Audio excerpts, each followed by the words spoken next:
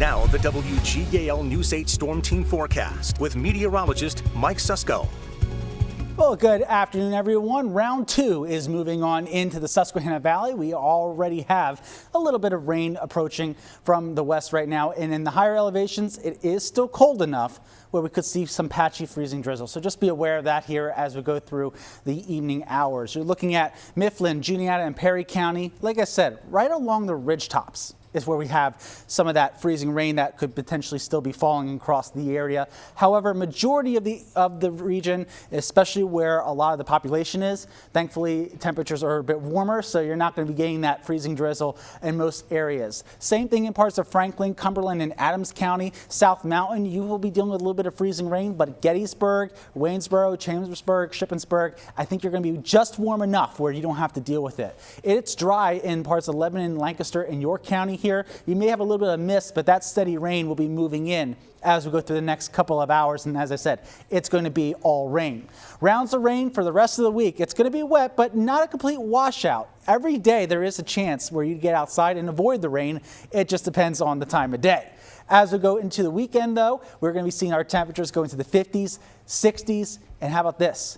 Making a run to the 70s by the time we get into next week. We could get very close, if not into the 70s, by early next week in the Susquehanna Valley. So for you warm weather lovers, after a very cold winter, we are finally seeing spring-like conditions arrive. But we have one more day of this. Cloudy, cool weather in Lancaster at the moment here, a little bit of mist. Temperatures definitely feel like a winter chill, right? It's 34 in Harrisburg, 34 in Landisburg, 33 in Hershey, 35 in Lancaster, as well as Dover, but 32 in Cashtown there in Adams County.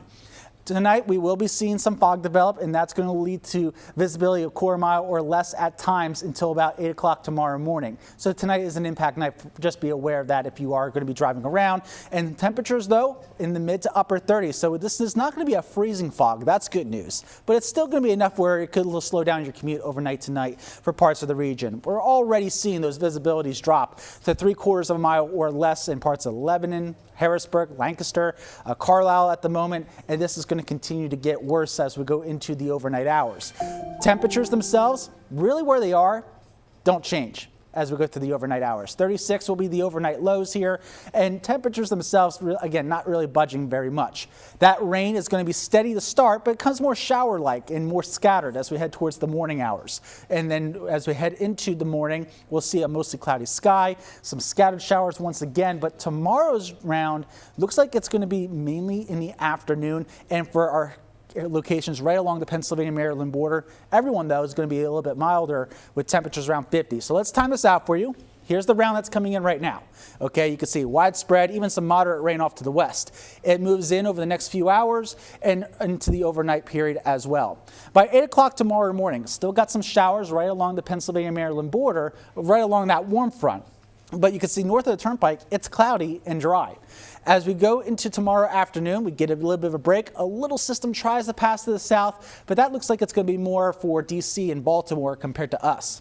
As we head into your Thursday, some showers in the morning here, maybe even some moderate to heavy rain at times. That could be one round. We get a break, and very like what we had today, round number 2 comes in for Thursday night. You can already see some of that red and yellow popping up, indicating moderate to heavy rain with that one here. The good news is they're quick moving, so I don't expect there to be issues with flooding because they're going to be moving very fast, but still something that we'll keep an eye on for you here as we go through the next couple of days.